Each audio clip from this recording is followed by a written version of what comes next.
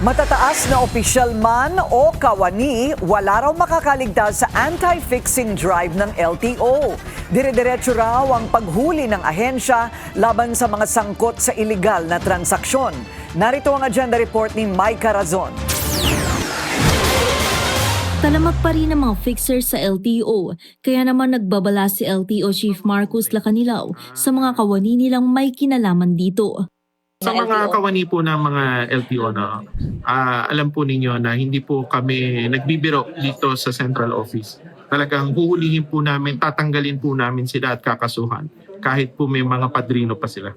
Dagdag niya, may mga nasibak na mga opisyal na pakulong na fixers at napasarang driving schools.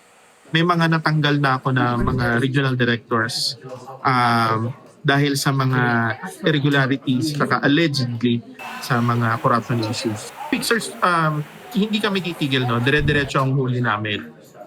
Nung nakaraan nga may pinakulong kami, nahuli namin, na-entrap namin sila.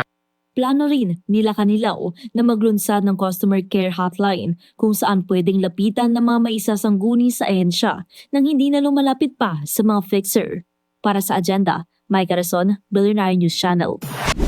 Manatiling nakatutok sa Bilyonaryo News Channel. Sumubaybay sa aming social media accounts at mag-subscribe sa aming YouTube channel para sa mga bago at eksklusibong balita.